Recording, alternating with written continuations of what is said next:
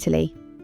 Where every street feels like a movie set, every meal deserves a love letter, and every day ends with a sunset that tastes like gelato. Whether you're drawn to the cobbled alleys of Florence, the gondolas of Venice, or the coastal glamour of the Amalfi coast, Italy isn't just a destination, it's a feeling. One made of slow mornings with espresso, impromptu wine tastings at noon, and history that whispers through every stone. But before you jump on that Vespa, there are some key things to know, from visa rules and airport arrivals to regions worth roaming and dishes worth dreaming about. Let's check in with everything you'll need to chill out in Italy, stylish, seamless, and full of soul. Planning a Roman holiday or dreaming of Amalfi sunsets? Good news, Italy makes it relatively easy to enter La Dolce Vita. Do you need a visa to visit Italy? Italy is part of the Schengen area, meaning that entry rules are shared across 27 European countries. But your visa requirements depend entirely on the passport you hold. So let's break it down. Visa-free entry. If you're lucky enough to hold one of these passports, if you're from a country with a visa waiver agreement with Italy, you can enter the country and the entire Schengen area for up to 90 days in any 180-day period without needing a visa. That includes citizens of the United States, Canada, United Kingdom, Australia, European Union and Schengen zone countries, Japan, Singapore, South Korea, Hong Kong, Taiwan. Passport must have ID number, and Malaysia. Agent tip. You do not need to apply for a visa or get any special permit ahead of time, but your passport must be valid for at least 3 months beyond your planned departure from the Schengen area. If you're travelling with a passport from the following countries, a visa is required. Apply in advance if you hold one of these passports: South Africa, India, Philippines, Indonesia, Thailand, China, mainland, Nigeria, Pakistan, Egypt and others. You'll need to apply for a Schengen visa, short stay type C, before your trip. It covers up to 90 days for tourism, business, family visits, or short-term studies across all 27 Schengen countries, including Italy. You'll typically need a valid passport at least 3 months beyond your return date, a completed visa application form, flight reservation, hotel bookings or invitation letter, proof of funds, bank statements or payslips, travel insurance, minimum €30,000 coverage, proof of employment or school enrolment and visa fee, usually around €80. The processing time is around 15 to 30 days. You can apply at the Italian Consulate or VFS Global Centre in your country. Agent tip. Book your visa appointment at least 6 to 8 weeks in advance, especially during peak seasons. Schengen appointments can be hard to get last minute. Coming soon. ETIAS for visa-free travellers. Starting in 2025, visa-free travellers, like those from the US, UK and Australia, will need to apply for ETIAS, a quick online travel authorisation, before entering the Schengen area. It's not a visa, but more like Europe's version of the US ESTA. It takes a few minutes to apply and will cost under €10, just a heads up for future trips. So whether you're crossing borders by train, flying into Rome, or planning a Vespa road trip across Tuscany, check your visa situation first, because nothing ruins a dream Italian escape faster than being turned away at the gate. Touchdown in Italy, where the air smells like espresso and history, and even the airport feels like the start of something cinematic. Arrival in Italy, time zones, and what to expect at the airport. Whether you're landing in Rome, Milan, Venice, or Florence, the moment you step off the plane, you're already in the story. But let's make sure your first scene isn't confusion at baggage claim. What time is it in Italy? Italy runs on Central European Time, CET. That's UTC +1 in the winter and UTC +2 during daylight savings time, March to October. Here's how that compares. New York is 6 hours behind. Toronto is 6 hours behind. London is 1 hour behind. Sydney is 8 to 10 hours ahead, depending on season. South Africa is 0 to 1 hour ahead, depending on season. And Tokyo is 7 hours ahead. Agent tip. If you're flying in from the US, Canada, Asia or Australia, your body clock may be out of sync. Build in a jet lag buffer day at the start of your trip and take it slow with that first glass of wine. Arriving at Italy's major airports. Italy has more than 30 international airports, but the busiest entry points are Rome, Leonardo da Vinci International Airport, FCO. Also called Fiumicino, this is Italy's largest airport and the main hub for most intercontinental flights. 30 minutes by train to central Rome, use the Leonardo Express. Plenty of taxis, ride shares and hotel shuttles. Expect a fairly modern terminal, though signage can be chaotic. Keep your eyes up. Milan, Malpensa Airport, MXP. This is northern Italy's main international gateway, especially for those headed to Milan, the fashion capital, Lake Como or the Dolomites. There's a train to Milano Centrale, about 50 minutes, and plenty of buses if you're on a budget. Venice, Marco Polo Airport, VCE. If your first stop is La Serenissima, prepare for magic right away. From here, you'll take a bus, taxi, or water taxi into Venice. Yes, your transfer might include a boat ride straight to your hotel dock. Agent tip: book your water taxi in advance for a Bond-style arrival. It's pricier, but so worth it. What to expect after landing. Once you've disembarked, head to passport control. Lines can be long, especially during the summer, so have your documents ready. Baggage claim is usually efficient, but double-check monitors. Bags from long-haul flights often come out last. Customs is low hassle, unless you're bringing commercial goods or large cash amounts. Most airports have currency exchange, though rates aren't great, try to use ATMs instead. Tourist SIM card kiosks, or just roam with an eSIM. Cafe bars for your first espresso, con panna or panini. Your journey begins the moment your wheels hit the tarmac, so take a deep breath. You're not just arriving in a country, you're arriving in a culture shaped by art, food, romance and centuries of wanderlust. Benvenuto in Italia. Italy isn't just a destination, it's a feeling that follows you long after the trip ends. One moment you're strolling ancient ruins, and the next you're laughing over a wine-stained table with strangers who suddenly feel like family. So what is Italy really like? From gondolas in Venice to vineyard roads in Tuscany, cliffside towns on the Amalfi coast to bustling Roman piazzas, Italy wears many faces, and none of them are boring. Italy is like a mosaic of small nations stitched together under one flag. Each region has its own dialect, cuisine, personality and pace of life.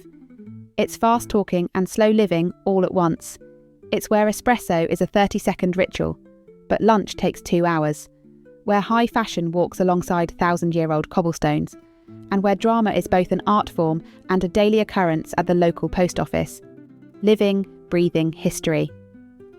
In Italy, the past isn't in museums, it's on the street corner. You'll have gelato while leaning against a 2,000-year-old wall.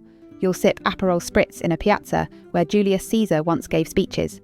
Even small towns hide frescoes, palaces, and chapels that would be headline attractions anywhere else. Agent tip: if you're into history, consider hiring a private guide in cities like Rome, Florence, or Naples. The layers of meaning, from ancient mythology to Renaissance intrigue, will blow your mind. The food is a religion. Forget what you think you know about Italian food.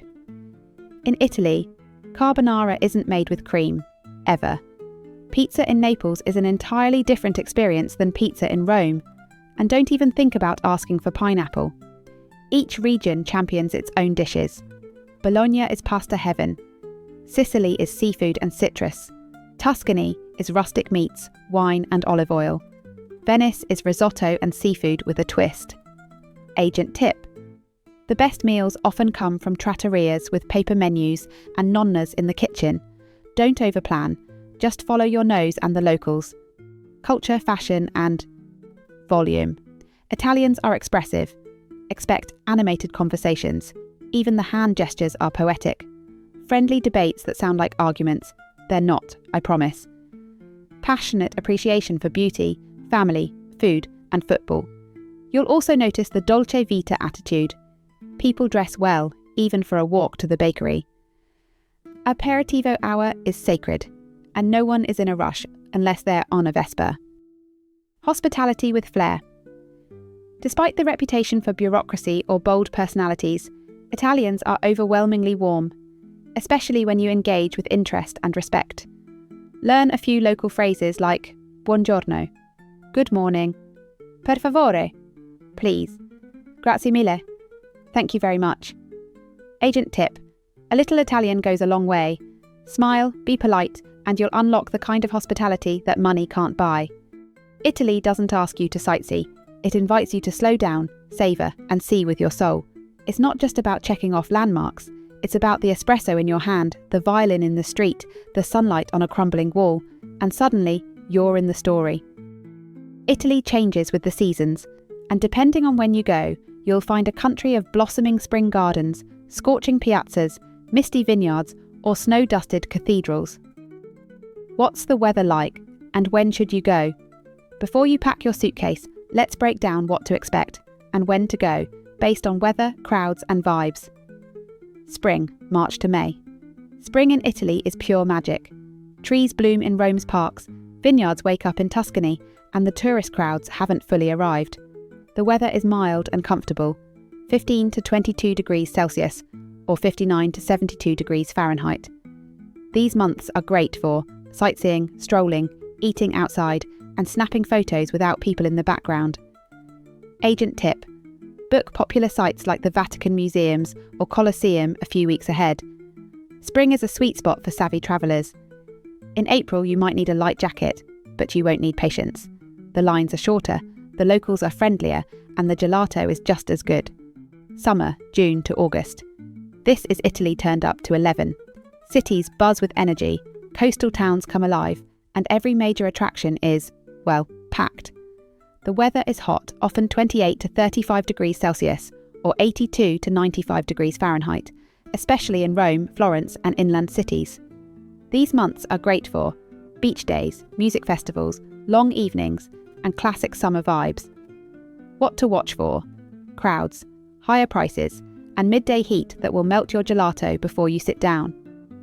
Agent tip: if you're coming in summer, do your sightseeing early, like 8 a.m. early, then siesta in the afternoon, like the locals do, and come alive again after sunset. Autumn, September to November. Autumn is a secret season, quieter than summer, cooler than spring, and deeply flavourful. The weather is pleasantly cool, 17 to 25 degrees Celsius, or 62 to 77 degrees Fahrenheit. These months are best for wine harvests, truffle festivals, food tours, scenic drives through golden vineyards. Where to go?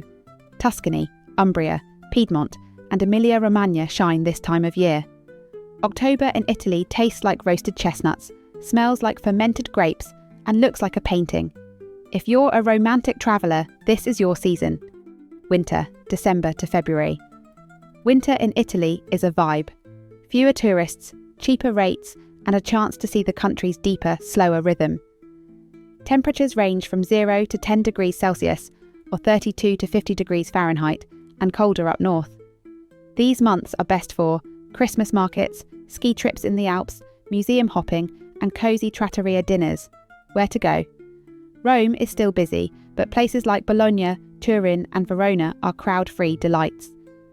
Agent tip: Venice in January is moody and magical. Think fog rolling over canals, no selfie sticks in sight, and a quiet beauty you can't capture in summer. So, when should you go? The quick picks: first-timers, late April to early June; food lovers, October during harvest festivals; budget-conscious travellers, February, just bring a coat; romantics, May or September; beach seekers, late June or early September, skip the August heat and crowds. Italy isn't just a place on the map, it's a feeling in the air, and the weather shapes that feeling. Choose the season that matches your mood, and the rest will fall into place like cobblestones under your feet. Yes, you'll see the Colosseum. Yes, you'll throw a coin in the Trevi fountain. But let's dig deeper. Because Italy isn't just a checklist of landmarks. It's a lifestyle, a flavour, a way of moving through the world. What to actually do in Italy, outside the obvious. This is the travel agent's guide to experiences, not just attractions.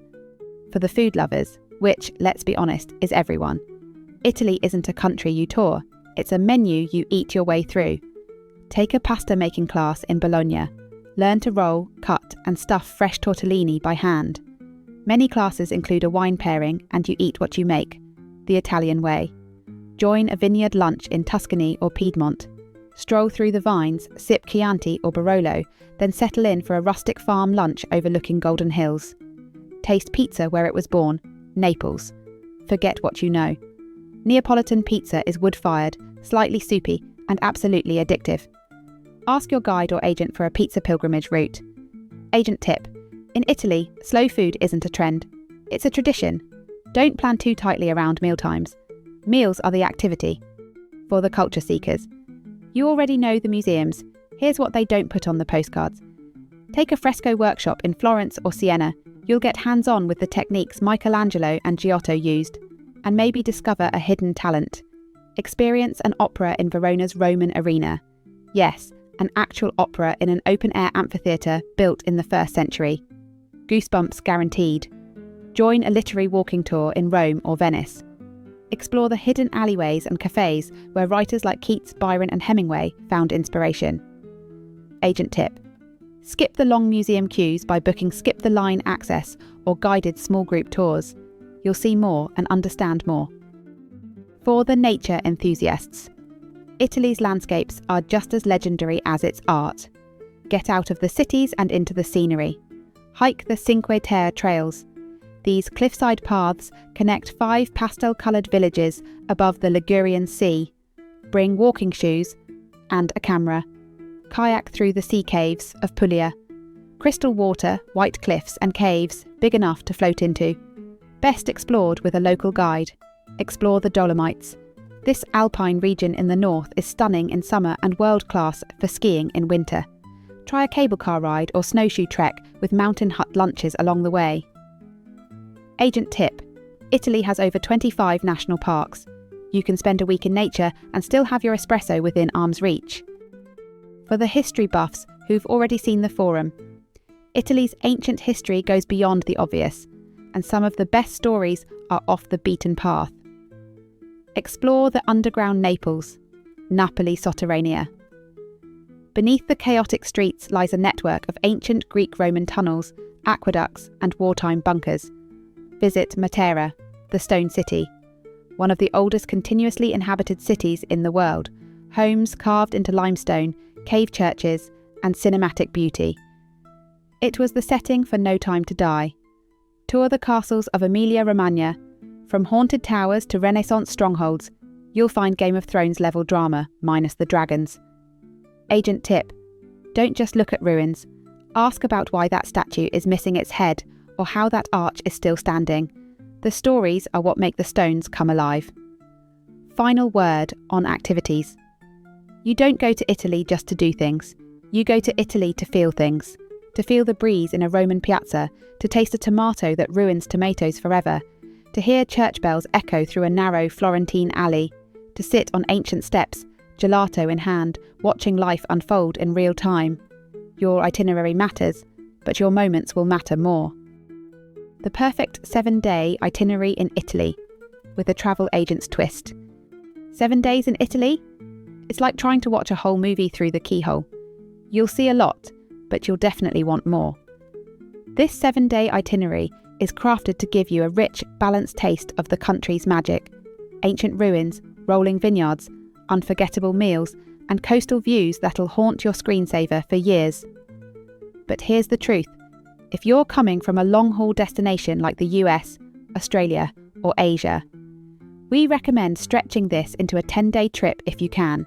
It'll ease the pace, allow for deeper exploration, and give you those oh-so-Italian moments of spontaneity. But for now, let's dive into a 7-day sample that hits the big notes and the hidden gems. Day 1. Arrival in Rome. La Dolce Vita begins. Land in Rome. Fiumicino Airport FCO. Check into a boutique hotel in Trastevere or near Campo dei Fiori. Shake off the jet lag with a casual walk past the Pantheon, Piazza Navona and Trevi Fountain. Dinner in a candle-lit trattoria. Think cacio e pepe and house red under fairy lights. Agent tip: don't overplan today. Let the city welcome you on its terms. Day 2. Ancient Rome and rooftop sunsets. Morning. Explore the Colosseum, Roman Forum and Palatine Hill with a local guide. Lunch. Grab a slice of pizza al taglio, Roman style, and espresso on the go. Afternoon.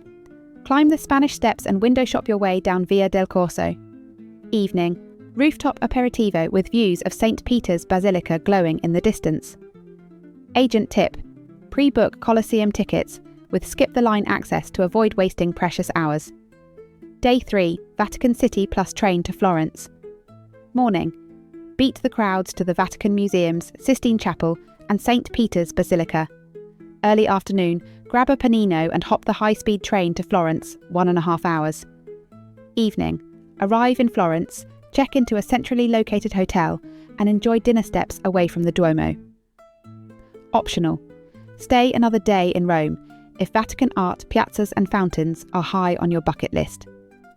Day 4, Florence, art, views and local flavours. Morning, tour the Uffizi Gallery, Botticelli's Birth of Venus Anyone, and Accademia, hello, Michelangelo's David. Afternoon, climb the Duomo, explore artisan shops in Oltrarno, or visit a leather market. Evening, sunset at Piazzale Michelangelo with a gelato in hand, followed by Tuscan cuisine and Chianti. Agent tip, Florence is compact, walk everywhere. It's like living inside a Renaissance painting. Day 5, day trip to Tuscany's wine country. Join a guided tour or rent a car to explore the Chianti or Val d'Orcia regions. Visit 2 or 3 wineries, tastings, cellar tours and rolling hilltop views included. Enjoy a slow, farm-to-table lunch overlooking vineyards. Return to Florence for a relaxed evening. Optional add-on. Overnight in a countryside villa for true under the Tuscan sun vibes. Day 6, Venice, romance by canal. Morning, high-speed train to Venice, 2 hours. Check into a boutique hotel in Cannaregio or near St. Mark's Square. Spend the afternoon wandering, Rialto Bridge, St. Mark's Basilica, hidden alleys and bridges galore. Evening, gondola ride at sunset, touristy but worth it once, followed by sacchetti and spritz in a cosy baccarat. Agent tip, Venice rewards getting lost. Ditch the map for an hour and let the lagoon lead you. Day 7, lagoon life and farewell moments. Morning, take a boat trip to the islands of Murano, glass, Burano, colour, or Torcello, history. Late lunch by the canals. Try risotto al nero di seppia, squid ink risotto, or sarde in sour. Evening, soak in your last Italian sunset before heading to Venice Marco Polo Airport or returning to Rome by train if flying out there. Agent tip, Venice's airport is accessible by water taxi. It's a surreal, cinematic way to end your trip. Bonus option, why extend to 10 days? Italy is too layered to rush. With 3 extra days, you could add Amalfi Coast or Capri for coastal glamour. Spend more time in Rome's backstreets or Florence's food markets. Include a stop in Milan, Lake Como, or even the Dolomites. A 10-day trip gives you breathing room, spontaneity, and less train station stress. Ask your travel agent to design a custom loop that makes the most of your pace, interests, and energy. In Italy, where you stay isn't just a pillow to rest your head, it's part of the story you'll tell when you get home. Where should you stay in Italy? Big cities, charming towns, or seaside dreams? Here's how to pick the perfect base. Unlike single island destinations, Italy is a choose-your-own adventure of cities, coastlines, countryside, and ancient towns. Each region has its own rhythm, flavour, and personality, and where you decide to stay will completely shape your experience. Here's how to decide which areas best fit your trip. From romance to rustic, budget to bougie. Rome, the eternal city. Best for first-time visitors, history lovers, and culture and cuisine seekers.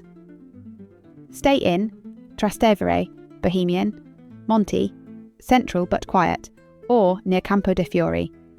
Walkable access to the Colosseum, Vatican, and major attractions. Endless trattorias, wine bars, and piazzas to get lost in. Great base for day trips to Tivoli, Ostia Antica, or even Pompeii. Agent tip, choose a hotel or boutique guest house within the Aurelian Walls, historic centre, to avoid long commutes. Florence, Renaissance beauty in a compact package. Best for art lovers, romantic couples, fashionistas, and foodies. Stay in, near the Duomo, Central, Santa Croce, charming, or across the river in Oltrarno, cool and local. Great walkability. Almost every major site is within a 15-minute stroll. Ideal launchpad for day trips into Tuscany's wine country or Pisa. Fewer crowds in the Oltrarno area, with a more authentic vibe. Agent tip: Florence's boutique hotels offer incredible value. Think frescoed ceilings, rooftop views, and Aperol spritz at sunset. Venice, floating dreams and island hopping. Best for romance, photography, and off-season magic. Stay in, Cannaregio, local and peaceful, San Marco, central but busy, or Dorsoduro, artsy and calm. Skip hotels near the train station, Santa Lucia, unless convenience is your top priority. Go for a room with canal views, it's worth the splurge. Consider staying one night on Burano or Murano for a different pace. Agent tip: Venice is magical at night when day trippers leave. Stay overnight to experience its quieter side. Amalfi Coast, cliffside luxury and seaside chic. Best for honeymoons, luxury travellers and Instagram lovers. Stay in, Positano, glam, Amalfi, historic, Ravello, peaceful and upscale, or Sorrento, more affordable, well-connected. The coast is stunning but not easy to traverse. Choose just one or two bases. Positano is beautiful but hilly, not ideal for mobility issues. Sorrento is a great base if you want access to Naples, Pompeii and Capri. Agent tip: book early. Amalfi. Accommodations sell out months in advance, especially in summer. Tuscany and Umbria, villas, vineyards and slow mornings. Best for peaceful escapes, countryside romance and wine tourism. Stay in Chianti for wine, Val d'Orcia for scenery, or Cortona/Montefalco for medieval charm. Rent a villa or stay in an agriturismo, farm stay, for an authentic, affordable and immersive experience. Car rental is essential in these areas, but you'll be rewarded with postcard views. Agent tip: many agriturismos offer cooking classes, wine tastings, and farm fresh meals included in the stay. Lake Como or Lake Garda, northern elegance and alpine charm. Best for luxury getaways, water views, and cooler weather. Stay in Bellagio, Varenna or Menaggio, Lake Como, or Limone sul Garda, Lake Garda. Lake Como is more upscale and romantic, with celebrity vibes. Lake Garda is bigger, more family-friendly, and less expensive. Easy access from Milan or Verona.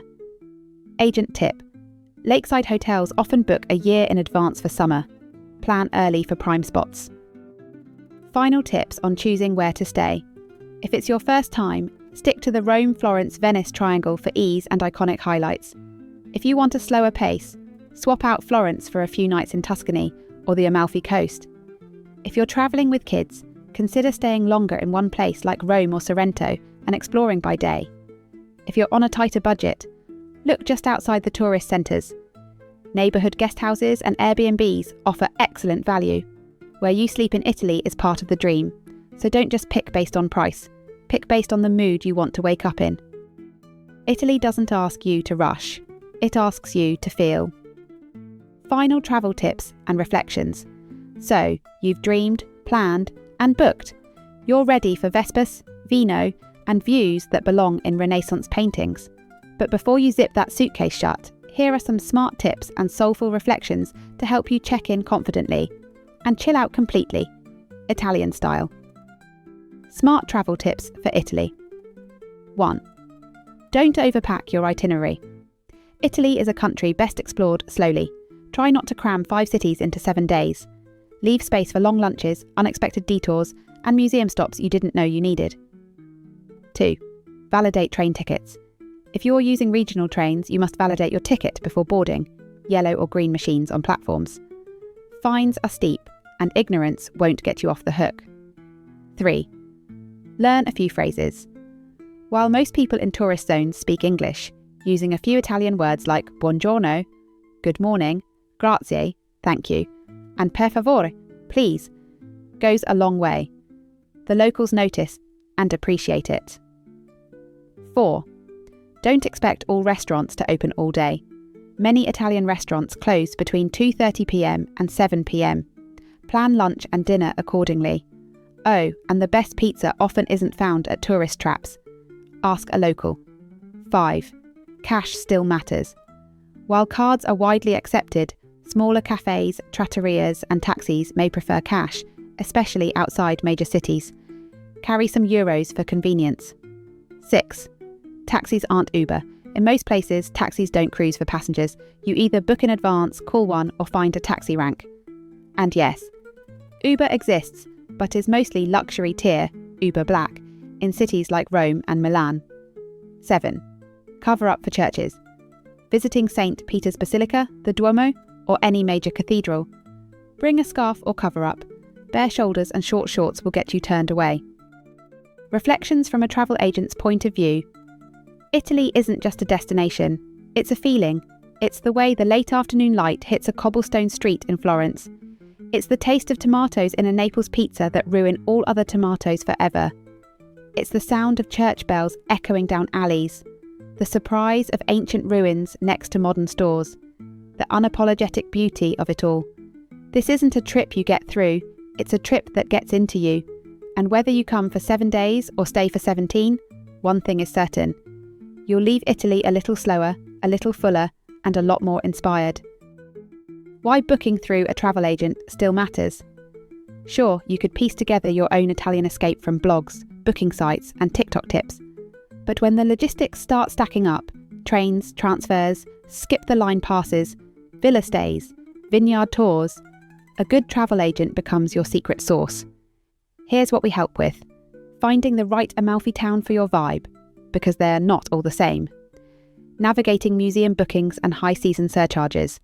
Helping you mix cities and countryside into a seamless flow. Managing changes if flights or trains go sideways. Unlocking upgrades, perks, or private guides most people miss. Your time is precious, and Italy is too beautiful to waste on bad planning. So whether you're tossing coins into Roman fountains, sipping Chianti in Tuscan hills, or chasing sunsets along the Amalfi coast, just remember, you didn't just book a vacation. You booked an experience that speaks to the soul, and when Italy speaks, you listen. This has been Check In, Chill Out, your travel agent's guide to doing Italy properly. Subscribe for more destination deep dives and expert planning tips. And tell us in the comments, where should we check in next?